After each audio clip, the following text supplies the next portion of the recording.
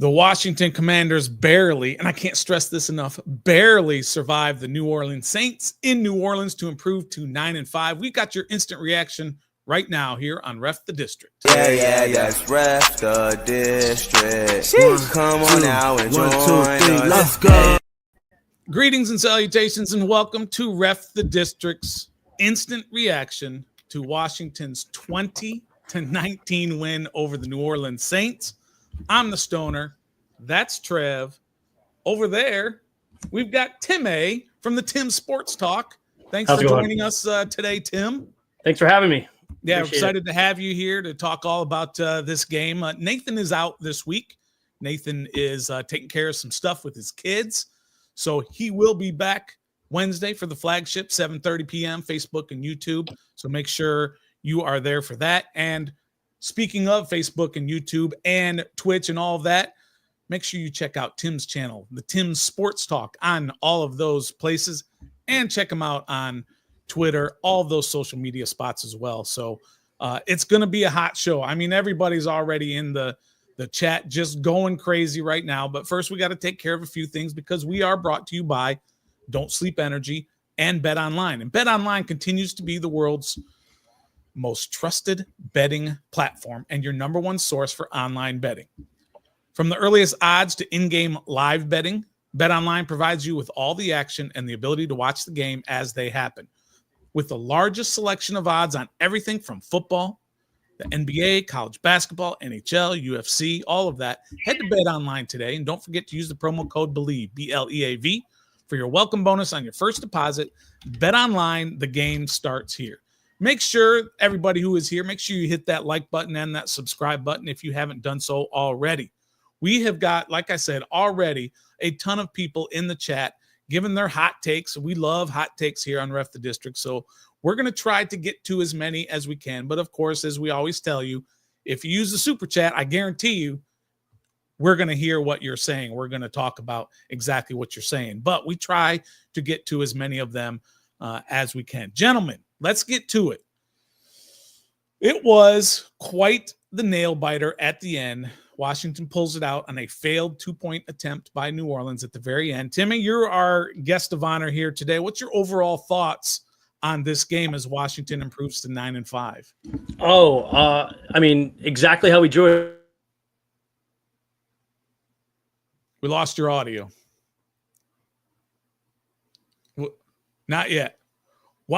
While you're checking on the mic connection, let's go to Trev. Trev, tell me what your overall thoughts here on that game that Washington barely pulled out. How about now? We got a lot of work to do. Okay, go ahead, Trev. Sorry. We got a lot of work to do. Yeah, this was a New Orleans team that's not supposed to be not very good, and barely squeaked by. I said this on our show Wednesday. The thing that scares me is I don't trust how we look coming off of a bye yet. And this game proved my point. We had a mini bye in the season because of the holiday games or whatever, a Thursday night game. Came out, looked flat. I think we ended up losing that game, next game. And then we come out with a regularly scheduled bye, come out against the 5-8 Saints team with no Derek Carr, no Chris Olave. Alvin Kamara ended up getting hurt, but he still had his a little bit. But they were just a team that we were supposed to embarrass today, and it didn't happen. We almost got embarrassed. Actually, we did get embarrassed today, even though we won. I still feel like we got embarrassed. We got a lot of work to do. Got a lot of work to do. Is that the overall sentiment that you have, Tim? No, we didn't draw up a 1-point win against a 7.5-point spread Saints. That's not what we did here. No. It was definitely scary in the second half. They switched quarterbacks and looked a whole lot better. Jake Haener was struggling mightily in that first half, 4 for 10, 49 yards or whatever, no touchdowns and a pick. And we had 3 sacks on him. We didn't get a single sack on Spencer Rattler.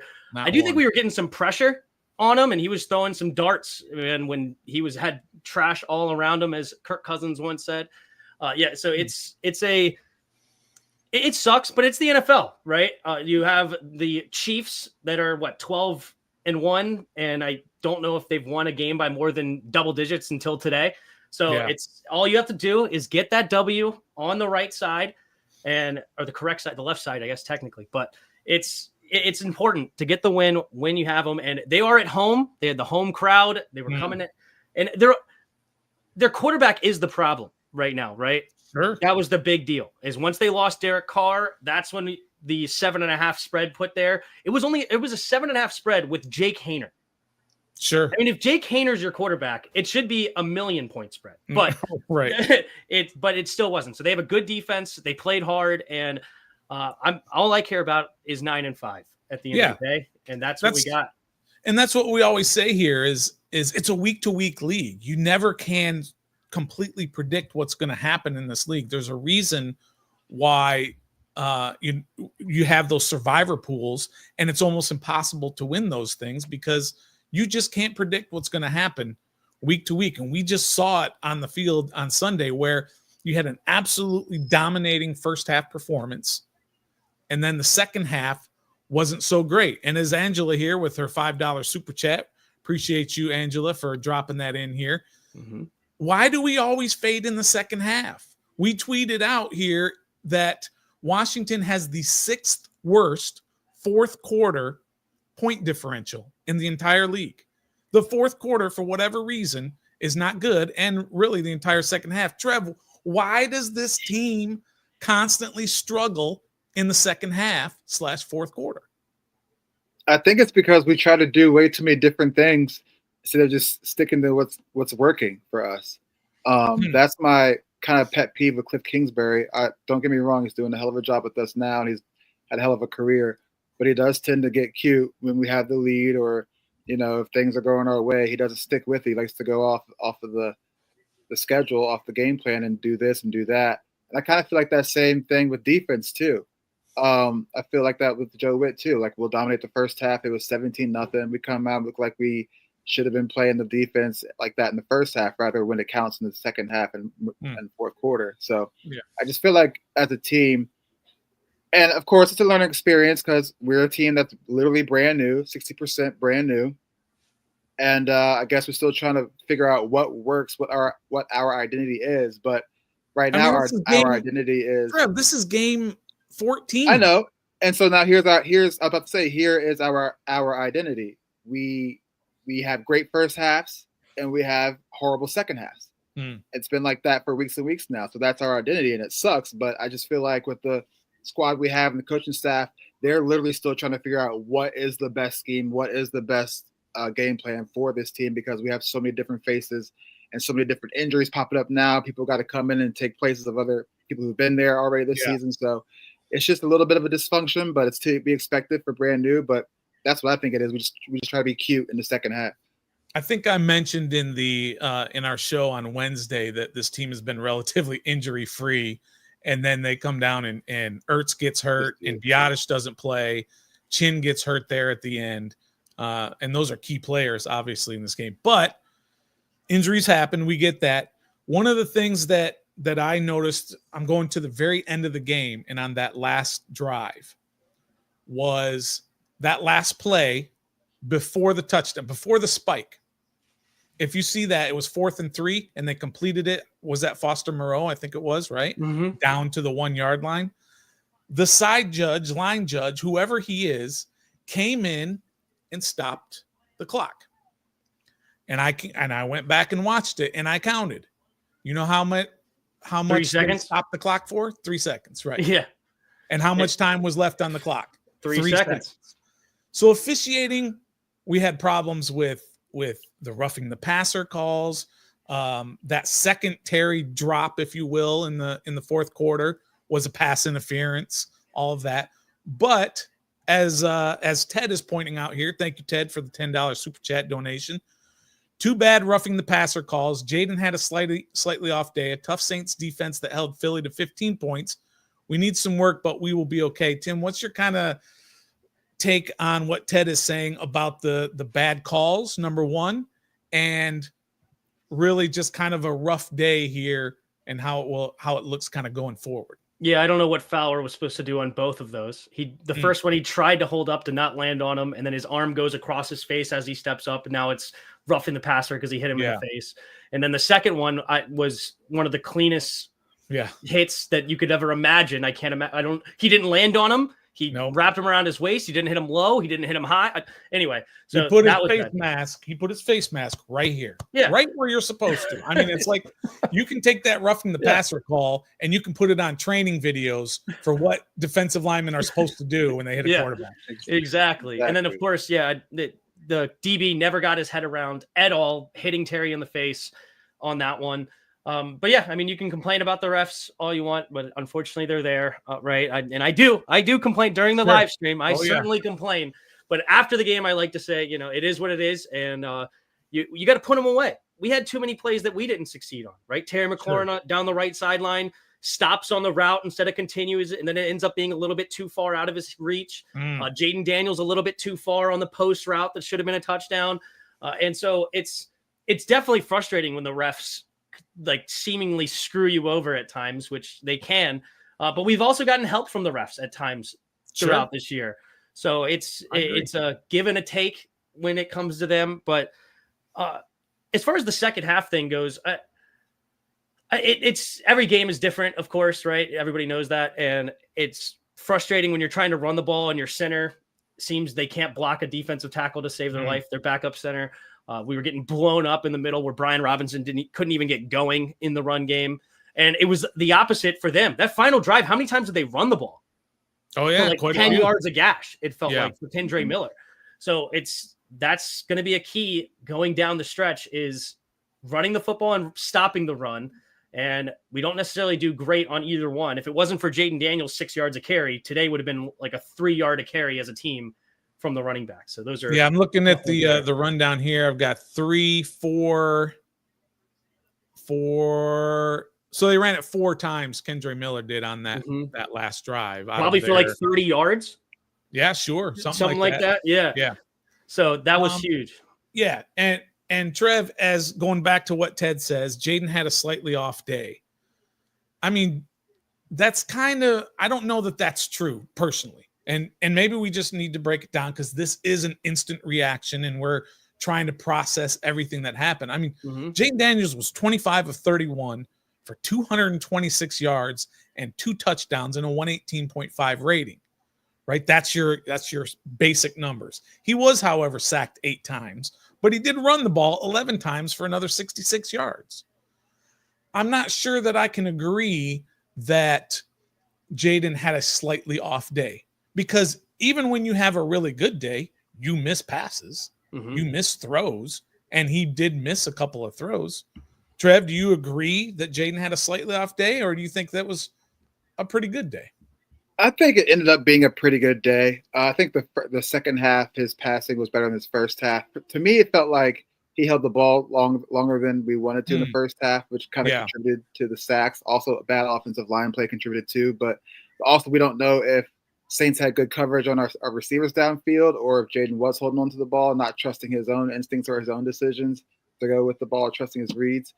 But because I remember, like at one point in the first half, it came up he was 17 for 19. I was like, for real? Like, it didn't didn't feel feel like like 17 for 19. Yeah, and I felt like he was looking to run a little bit more than usual this game too, especially in the first half. I felt like for 3 or 4 straight plays, it was like, okay, is this what we're going to do? Is just drop him back, look around and have him scramble out and like gain a yard, or like run 25 yards in the backfield and gain a yard. Like it was starting to trend that way. And I was like, this is not the Jaden Daniels running, scrambling that I was wanting or expecting. But then second half, I feel like he picked it up and he like you say, he ran the ball more, got some first downs, did that little flip over the line to get that big 4th down and 1. And, so I think, I don't think he had a slightly off day. I just think that he had a really good game stats wise, but when you're watching it, it didn't really feel like it or look like it at okay all.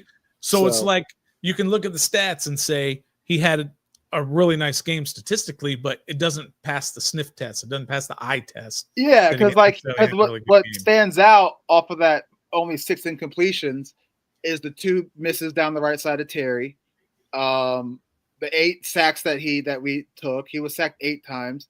Yeah. Like those stand out more than his 118 rating and the 2 touchdowns and over 200 yards passing and the completion percentage. So it's just weird.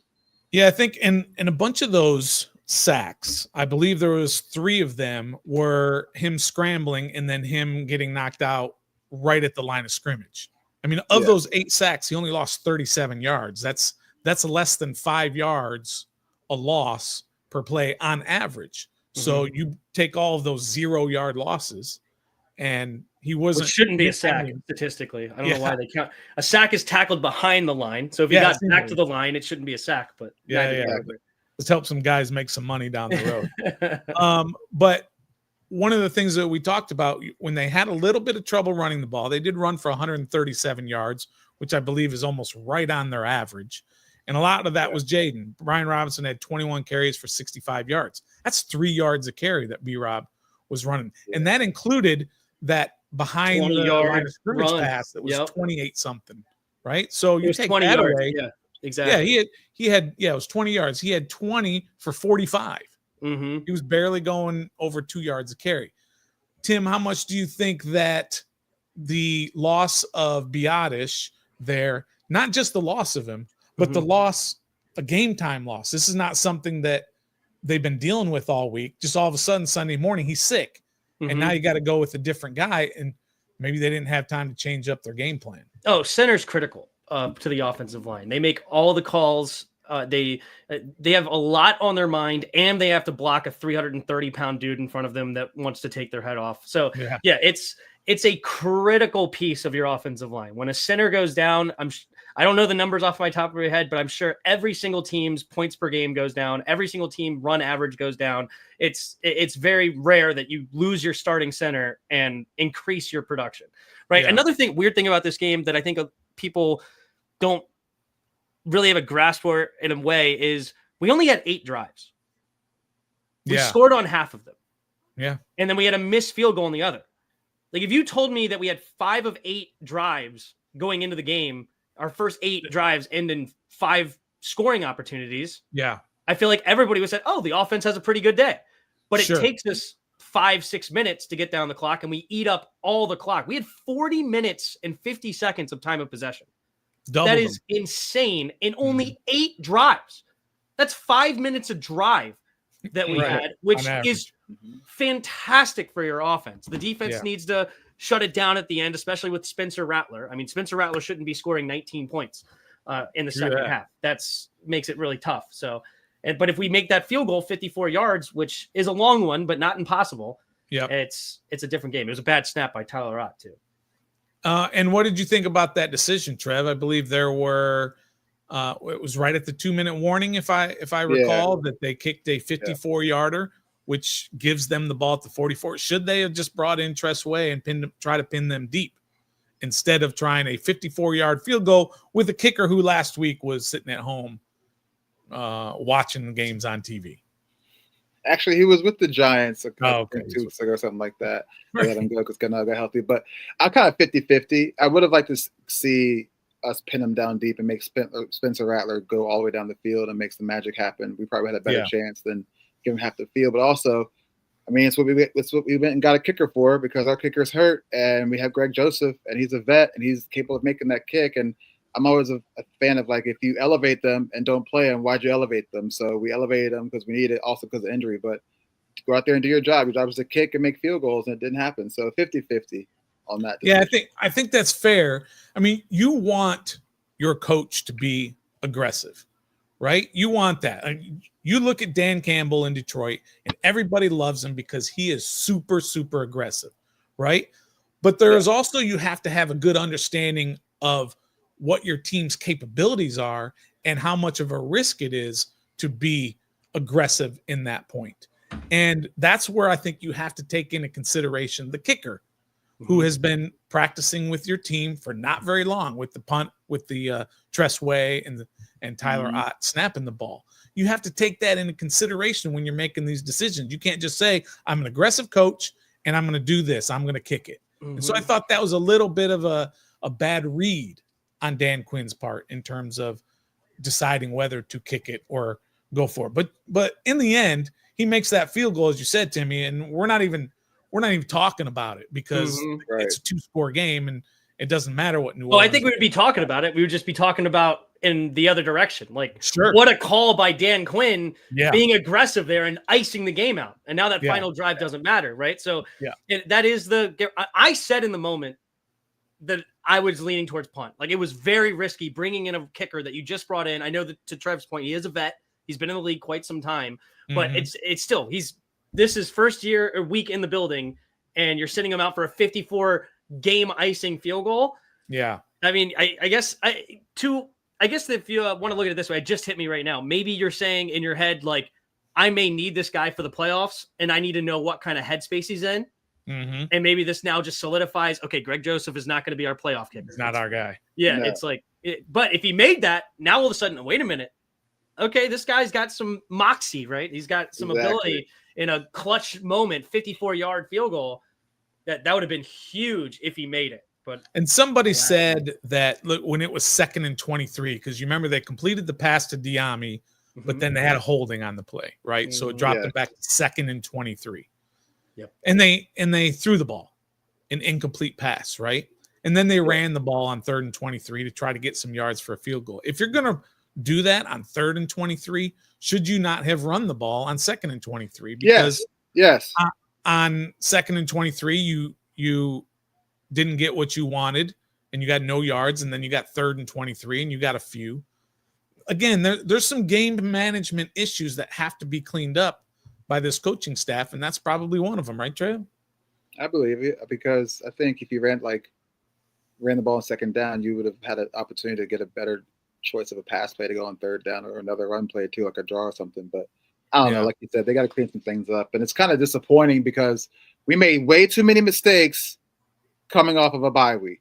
Yeah, that's I think key too. And I know people might say, Michael Dieter, like, a center is all you gotta do is snap the ball. Nah, dog, that's the quarterback's best friend for real in the league.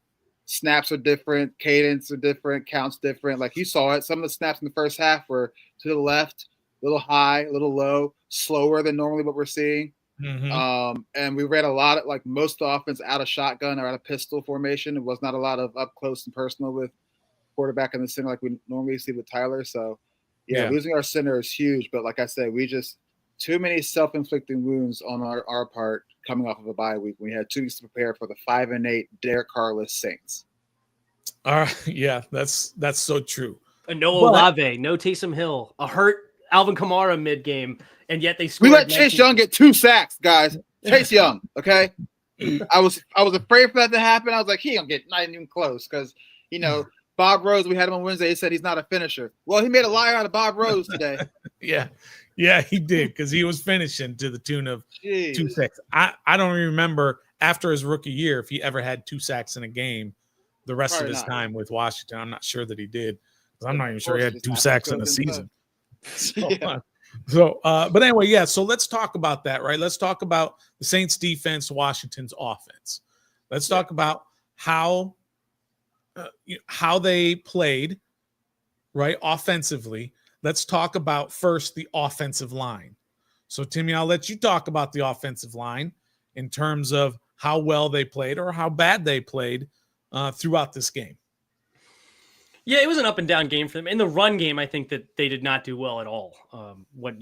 Give the grade, I guess can't imagine too much worse, but I guess there always could be worse. So I guess you can say a D grade in the run game, because Brian Robinson seemed like he couldn't get anything going in the middle there. And then it was really all Jaden Daniels getting all of our yards there. So in the run game, they were not bad, or they were not good.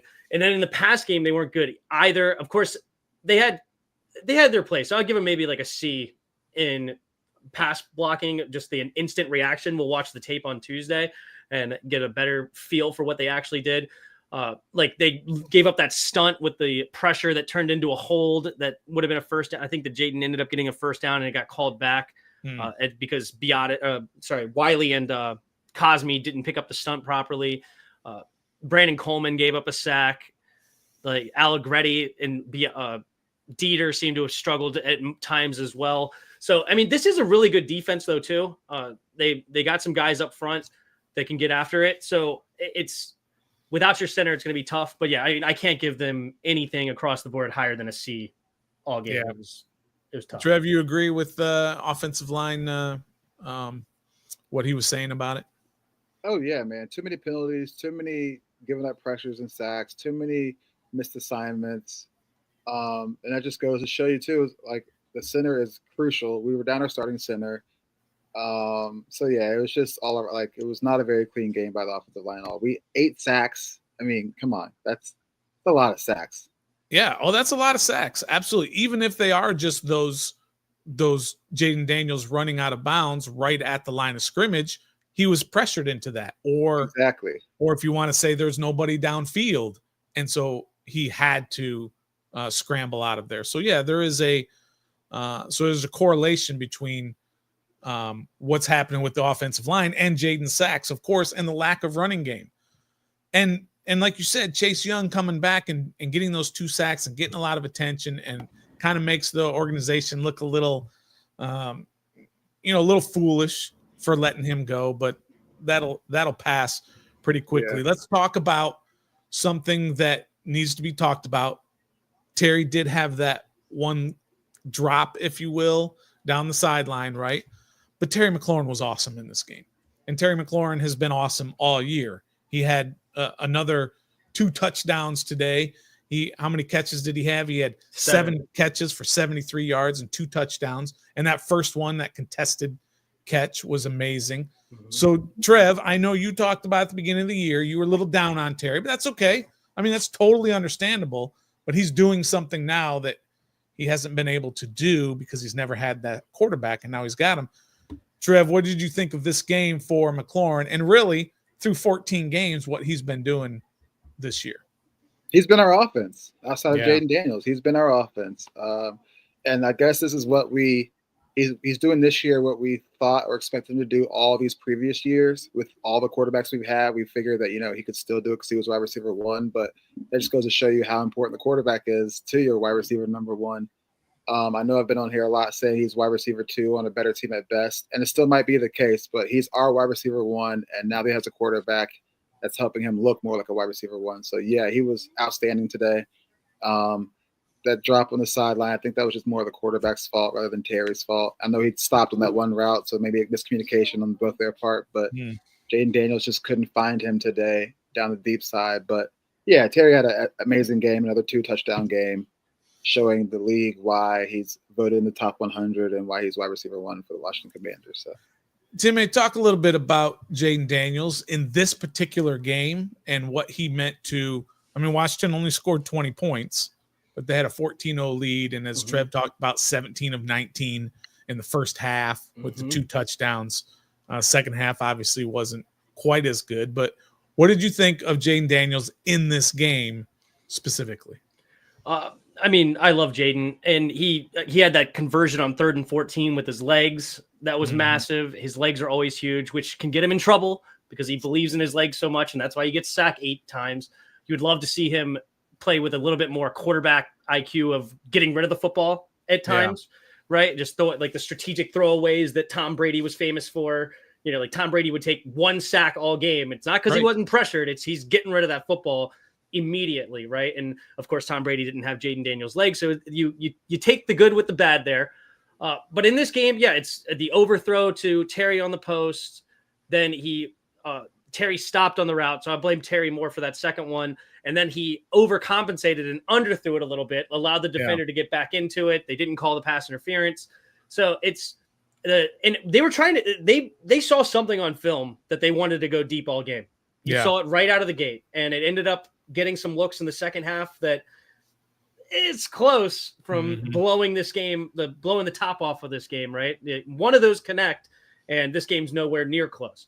So we're right there on the cusp. And Jaden Daniels in this game, we'll have to go back and watch the film. Did he miss things when he wasn't throwing it? Like, were these? Because I think about that first game against Tampa, Terry could have had 3 touchdowns in that game if he just launched it, right? It's just he was too nervous on his first game as a rookie to really let them fly. Is that the same here, or is it just really good coverage? I mean, they do have a beast back there named Tyrann Mathieu that he at one point in this year was leading the league in interceptions, I believe. Like, he was going off earlier in the year. So, but Jaden Daniels, I'm very happy he's here, and we'll have to watch the film to get a better idea of what he missed. But overall, when you go 25 for 31, 226, 2 touchdowns, no picks, and 66 yards on the ground, sign me up. Where do I sign the paperwork to say, give me that every week?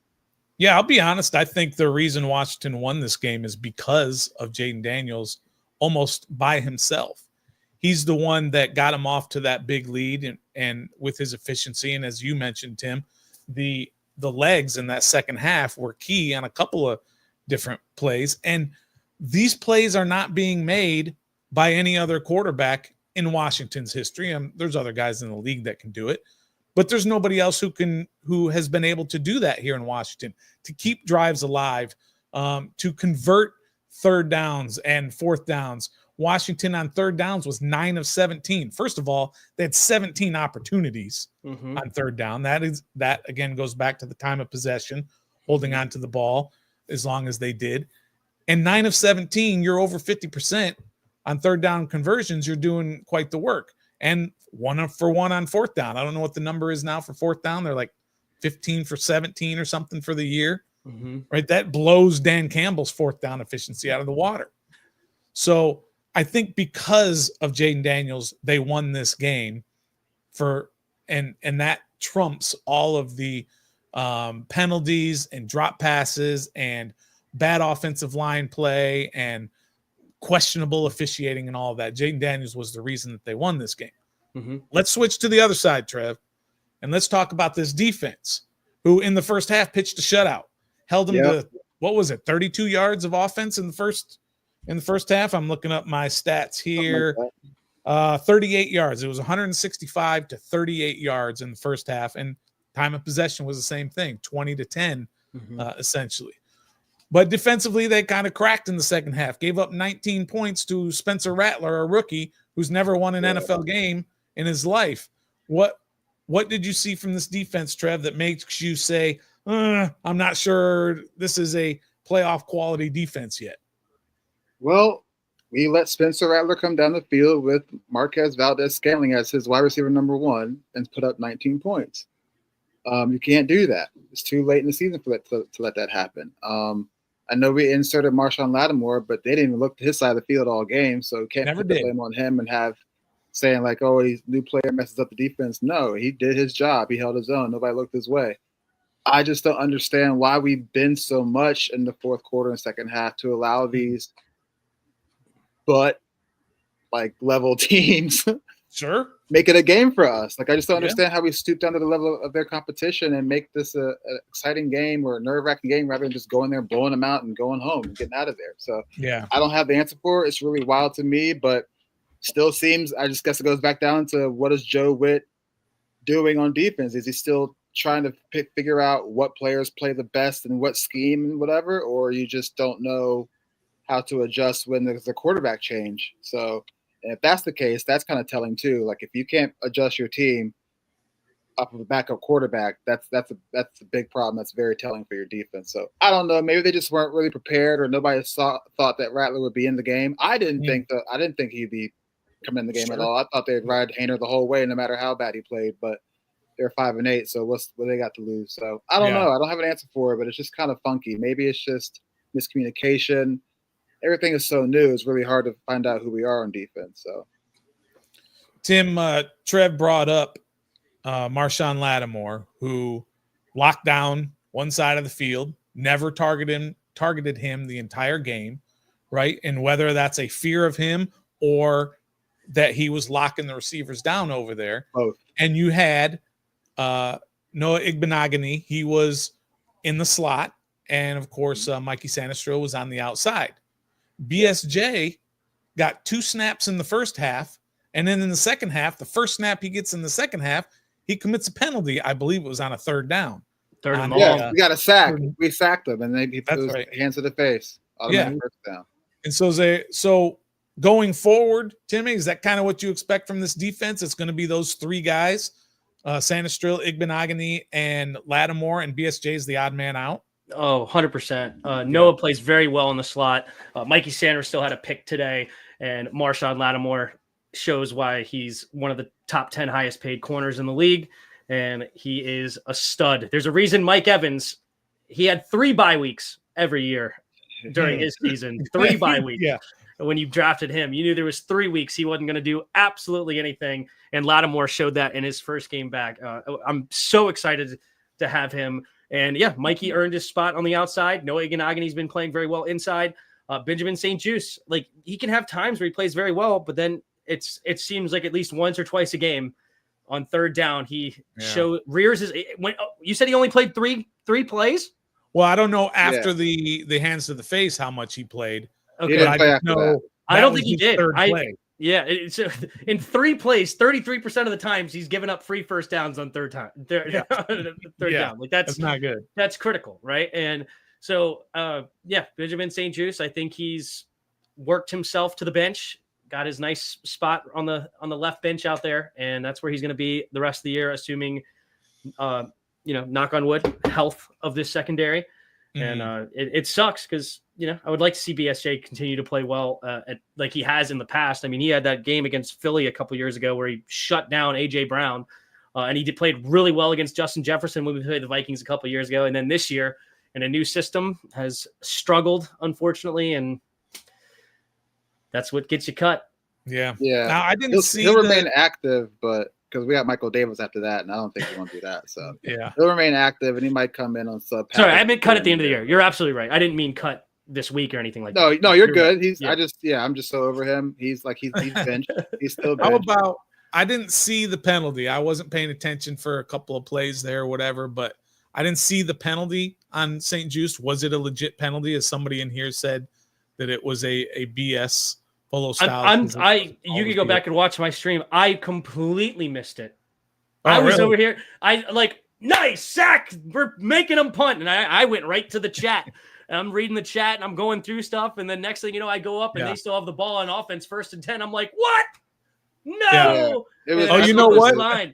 That's actually when I had gone back into your stream to check out what was going on. And I saw you do that. And then I got up to leave because I was like, okay, cool. Yeah. Right. Cool. Exactly. Or whatever. Yeah. And because they didn't put the flag thing while I was looking there. So I'm thinking, yep, perfect. Move, we'll force the punt. And I moved on to, trying to multitask, which I suck doing. But I don't know. I don't have a good answer on that. I would have to go back and look at it if it was a good call or not. Sorry. Trev, what did you think about the decision? We're going to kind of move into the coaching decisions now, right? But what did you think of the decision also when it was 2nd and 10 and they caused an incomplete pass? Washington caused an incomplete pass. This is 4th quarter. Might have been 3rd quarter. Yeah, it was 3rd quarter actually. And there was a holding on the offense, right? And Dan Quinn declined the penalty. Yes. So it made it 3rd and 10 instead of 2nd and 20. And they converted that 3rd and 10 into a first down, eventually went down the field. I believe they got a field goal out of that drive, but still. Yeah. What did you think of that decision by Dan Quinn to decline a holding penalty on an incomplete pass? I think he was liking the way our defense was playing at the time and put all the chips in our defense that we could stop at 3rd and 10. I saw our Twitter account tweet, that probably was you, that it was like a cocky decision. Yeah, it kind of maybe felt like that a little bit, as in we can stop on 3rd down and 10. It ain't no big deal. They got Rattler back there, but bit us in the butt because they came down and got a first down and put points on the board. So, I just think that he was confident in the way our defense was playing at the time and said, or maybe he just wanted to test them. Dan Quinn is the kind of guy that I can feel like he'll put the team through quote unquote tests or experiments to see how they respond. I don't think he's necessarily making bad decisions all the time. I just think the ones that he's making and that you maybe are questioning is him putting out those tests or those experiments to see how our team responds. So I think that might have been an example of what I'm trying to say. He probably I just went back, but he was like, let's just see if we can get off the field on 3rd down. Mm-hmm. Yeah, I just went back and looked at the context here. This was the opening drive of the second half. So we had given up 0. Spencer Rattler's first drive. You're not expecting him to come out of the game and firing on 3rd and 10. And so it was literally the first 3rd down with Spencer Rattler when he threw that 12-yard pass to Pettis and completed on the first down. So I think that's really where the context lies is you're pitching a shutout. It's 3rd and 10. I trust my defense right here. And to Trevor's point, gave him a test and failed with flying colors. Yeah. Well, there's a lot of failures in this game, but look, let's not get too crazy here. This Washington team, regardless of how they've done it, this Washington team is 9-5. Yeah. Right? This is the first time since 2015, as Dr. Pig says, that we've won at least 9 games. That's crazy. Right? And as TJ says, it's the first time since 2020 that we've actually won 2 games in the month of December. So let's look at big picture here for what this team is going through for the season. At 9-5 is pretty daggum amazing. And let me give you some context to what this means going forward for playoff implications that Washington won this game. Believe it or not, I don't know if you guys know this, but I have dug down deep on all of this playoff implications for Washington. If Washington wins 1 out of their next 3 games, I don't know the percentage number because I'm making this up on my head, the percentage anyway, it's about a 95% chance they're going to make the playoffs because of this win right here. 1 out of the next 3. Philadelphia, Atlanta, Dallas. Okay? So you've got a couple of games coming up here tonight and tomorrow night. Tonight when Seattle and Green Bay plays, right? When you're watching the game, it doesn't matter who wins the game. It's going to be good for Washington, believe it or not. Yep. Because if Green Bay loses, Washington gets into the 6th playoff spot. It does, however, push them further away from clinching at least the 7th spot. So there's that caveat there. However, if Seattle loses, they almost lock up a playoff spot with all they have to do is win 1 more game. The only way they can't is if Atlanta goes 4-0. And guess what? Atlanta's not going 4-0. They're 6-7 for a reason, right? They would have to go to 10-7, tie the Commanders, and win the tiebreaker by, if they're 4-0, that means they beat Washington. So this win puts them that close to a playoff spot. Yep. And whether or not you want to believe this is a playoff caliber team, that's an argument for another day. They are going to the playoffs this year because all they basically have to do is win 1 more game. Knock on wood. I don't believe, Trev will tell you, I don't believe in that knock on wood stuff. I got in trouble 3 years ago when I said Terry never gets hurt and they all lost their mind. And well, he doesn't. He just doesn't get hurt. That's what happens. But Tim, give me kind of your overall look now at 9-5, right? You still have a shot at the NFC East, a very, very small one, but you're that close to the 7th seed at a minimum, and you could be in the 6th seed by the end of the night tonight. I mean, what this coaching staff has been able to put together with this squad with over 50% change, the kicking situation that just cannot get figured out, rookie quarterback, rookie left tackle, Noah Brown getting hurt or Brian Robinson getting hurt, the defense struggling at times. Like what they've been able to put together is, in my mind, nothing short of just incredible, right? It's just outstanding. So I predicted 6-11. And so, I'm where I'm at right now with, I'm on house money with 9 games already.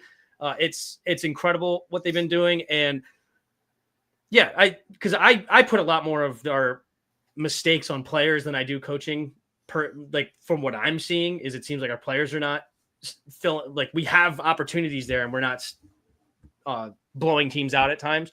So being 9-5 is crazy in year 1. And really to add to your point though, like the Atlanta game is the most important one, is the one that if we win that, it basically gives us like a 98% chance to make the playoffs or something like that. Well, if Seattle loses tonight, if Atlanta loses tomorrow night and Seattle loses, you have locked up a minimum of the 7th seed as long as you win 1 more game out of the last 3. You will lock up that minimum 7th seed if Green Bay wins tonight and Atlanta loses tomorrow, because Atlanta doesn't have a shot at getting to 10 wins. So you're still nervous about Seattle and Rams, right? Because they're the one, whoever doesn't win that division could No, compete for the 6th seed. not if Seattle loses tonight. Okay. Because they will clinch. Washington will clinch the tiebreakers over Seattle. And Seattle plays the Rams at the end of the year. So if the records all work out and Seattle beats the Rams, well, Seattle wins the division and Washington has a tiebreaker over the Rams. Trust me, I've done the Cool. deep I'm research. happy about it. All right. But I'm you not mad want about it. again. So tonight, if Seattle loses, Yeah. you're that we much really, closer we to really want the 7th seed. Seattle to win.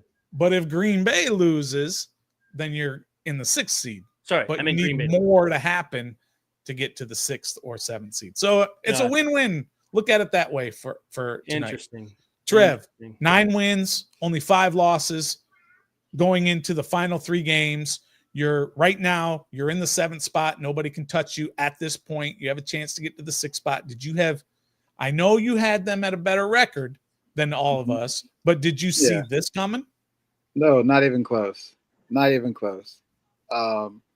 And I've already been spoiled this year because we started off 7-2 and dropped down to 7-5, and now we have to make the playoffs entry a little more complicated than what we had at 7-2. And I think out of those 3 games, those were very winnable games, minus the Philly game. So that's a little disappointing because I just had the way we started. But hey, I did not think Dan Quinn, being the head coach here, getting all these Jags, essentially these 1 year to 3 year guys, put a roster together, and we're 9 wins at week 14.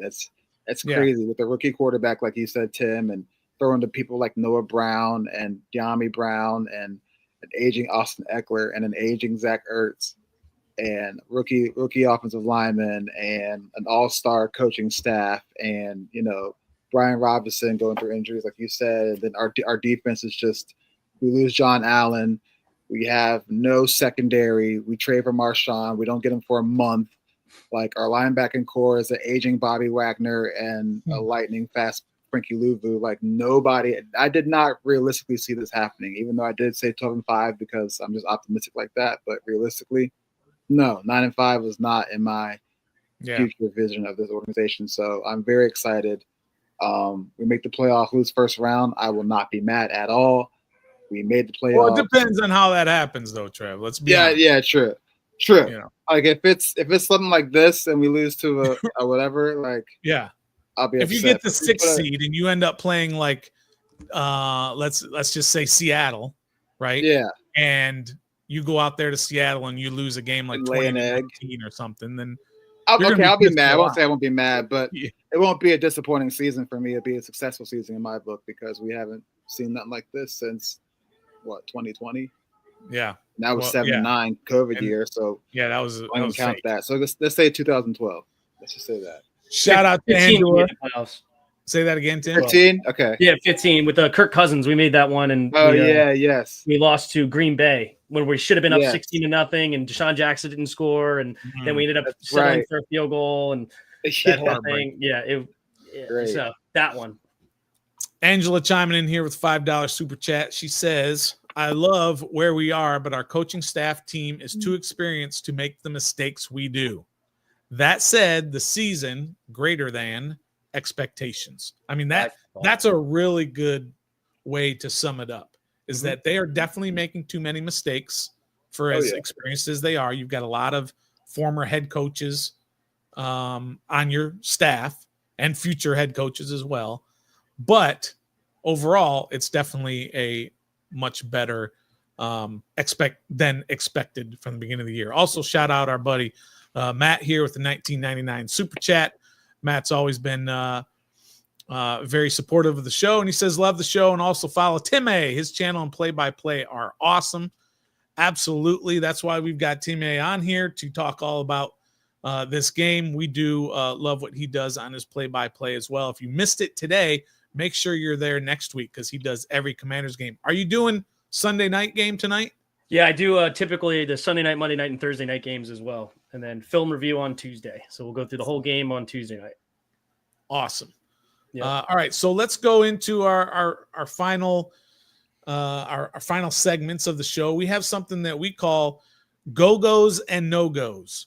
And a go-go, everybody has to make up their own alliteration for their players of the game and their duds of the game. We go with go-go's because go-go music is synonymous with Washington, D.C. and the culture. Okay. So that's where we get our go-go's from, and our no-go's, of course, are quite the opposite. Everybody can figure that part out. Tim, I'll let you go first as our guest of honor. We usually go with the negative first so that we can end on the positive. Who's your no-go for this game? And of course, we ask everybody who is here in the chat to put in who your no-go is for this game. Tim, who you got for your no-go? Michael Dieter. No-go. Get out of here.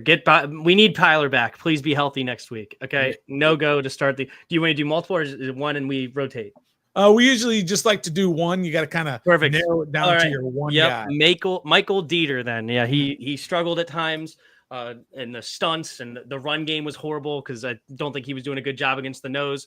So that would be my first and foremost no-go. All right, Trev, who is your no-go? I think Michael Dieter is probably the biggest one. So I'm going to go with not a player, but Cliff Kingsbury's play calling this game. I thought it was a little suspect. He tried to get a little cute. He threw the ball a lot, causing Jaden to scramble and get sacked, not causing, but that was the first step of those plays happening. When we just going in the game, the Saints have a horrible run defense, and we have B-Rob back there, Chris Rodriguez and McNichols, and we barely hand off the ball to them and ground and pound to open up the pass game more. So I'm gonna go with Cliff Kingsbury and his play calling. It's kind of questionable today. There you go from Roger as well. He's with you on Cliff Kingsbury's spineless offense. I mean, I totally get all of that. My go is going to be, I always try to kind of do something a little creative. My no-go is Chase Young. Why the hell couldn't you play like that when you were in Washington? Yeah, right? I know. Right. I mean, geez, he was out there. He was disruptive. He was wreaking havoc. And we hadn't seen that in Washington against or related to Washington rookie year 2020. Where was that for the last couple of years? So I'm going to give the no-go to Chase Young. All right, so let's get to our go-go's. Now, here's the key on the go-go's. After we do go-go's, we do our one player of the game. So you want to kind of hold your one guy for your player of the game. So let's go with your go-go. Trev, I'll let you go first on this one. Who's your go-go for this particular game? Marshawn Lattimore. Dang it. I like it. Nobody looked his way. Very good one. Very good. No targets, no yards allowed. Locked down the other side of the field. Literally had the other quarterbacks that he's went up against at the beginning of the year, not even looking his way. So Marshawn Lattimore. We have never had that happen in a long time. So yeah. All right. Tim, who you got for your go-go? All right. Because he definitely took mine. Good pick, Trav. It's okay. I'm going to go with, because now I'm stuck between who I want to be the player of the game and who I don't want to be. Yeah. Okay. I'm going my go-go, Terry McLaurin. 11 touchdowns on the year now. 7 catches. I know it could have been more if they were able to connect, but still, he gave us that lead to go up 14-0, especially the second touchdown. The second touchdown, I don't know if you guys know this, if you saw the replay, he started on the right flat, like a quick out, and ran all the way across to the left side of the end zone. And then Jayden Daniels, nearly fell over, put the ball on the ground and whatnot, and then threw a touchdown. That started with a quick out to the right and ended up being a touchdown to the far left side of the end zone. So shout out to Terry. I've been calling him elite for years now, and I'm glad he has stepped up to the plate and now number 2 in touchdowns on the year and top 10 receiving yards. I'm pretty sure. I mean, he has been awesome this year, and definitely I agree with both of those. Lattimore not having any targets. We hope that is the same thing going forward, because what Joe Witt can do with that, if they're not even going to try a certain side, or if he's going to just lock down a side, this defense could get even better with Marshawn Lattimore back there. But I'm going to go with my go-go is actually going to be Dorrance Armstrong. I thought he caused a lot of problems in the backfield for New Orleans. He was very disruptive on that side of the ball as well. So I'm going to go with Dorrance Armstrong. So now we get to our Don't Sleep Energy player of the game. Okay. Don't Sleep Energy, of course, is a great sponsor of ours here at Ref the District. You can get their energy shots or their drink. You just go to don'tsleepenergy.com, use the code DISTRICT, and get 10% off everything on their site. We love them. They are a local DMV company and have been very supportive of the show. So if you go there, make sure you leave a note and say Ref the District sent you. 10% off. It's at don'tsleepenergy.com. All right, Tim A., who is your Don't Sleep Energy player of the game? Going with the rookie, JD5, 66 yards on the ground, no turnovers on the day, 25 of 31. Yeah, he didn't quite connect in the second half, but when you're 9 for 17 on third down, 1 for 1 on fourth, 40 minutes of time of possession with him extending drives, the diving over the pile on 4th and 1, the 3rd and 14 run. That dude, he's the real deal. I'm so happy that we drafted him number 1, because if it was up to me, we wouldn't have, because I was a big Michael Penix guy, yet to be determined how good he will be or not. Yeah. But the more you hear about him, the more you see of him, the more you like him, and ecstatic to have him here. Trev, who you got for your Don't Sleep Energy player of the game? I mean, it's got to be Tyler Ott, because he's such a great contributor. It's Jaden Daniels, obviously. Yeah. No one else really stood out like he did besides outside of Terry, and that's another easy one. But I know it didn't look like it with the naked eye today, but as Tim just rattled off his stats and what he did in the game, that's definitely MVP. I mean, he still threw 2 touchdowns. Completion percentage is crazy. No turnovers. He did take 8 sacks, but I can't put it all on him. So, yeah, JD5, player of the game. Yeah, I don't want to sort of try to be real different on this one because I mentioned it earlier in the show, and that Jaden Daniels is the entire reason that this team won this game. If they had any other quarterback, they would not have beaten New Orleans today, and he's the reason for the season. So I'm a big fan of what he did today. Again, he wasn't great today, but he was very good. He was very efficient. Sure, too many sacks, missed a couple of throws. That happens. One thing we know about Jaden Daniels is he's not going to go and take this particular game and kind of feel good about what happened. He's going to go and he's going to put in the work to get better on this. And that's what's going to eventually separate him from the rest of the pack, especially this rookie QB class, is the work that he puts in and the will and the want to be a greater quarterback than he already is. So, yep, I'm going with JD5 as well. Looks like it's unanimous across the board that all 3 of us have got him for our player of the game. Man, the chat has been hot this entire game. There have been some crazy takes, but of course, as usual, people have been coming through with their great takes on this particular game. Trev, I'll give you your final thoughts on this game and the team moving forward. Actually, my final thoughts on this game is ugly win. It was boring at times. Neither offense was very explosive. Self-discipline, very undisciplined. We came out of the bye. That was my biggest concern. I said on Wednesday's show. We proved that. We got embarrassed. I know we won the game, not trying to be a Debbie Downer, but we're getting into the nitty-gritty of the season. If we want to get to where we want to go, we got to play some much better teams and have a better performance. So we got embarrassed by Spencer Rattler in the second half. Came down to a 0 time left on the clock, 2-point attempt to win this game against the 5-8 Derek Carless and company's New Orleans Saints. So happy we got the win. 9-5 is great, but we got some things to clean up because we got Philly coming in next week, and that's not getting any better for us. So ugly win is my overall. Tim May, final thoughts from you, sir.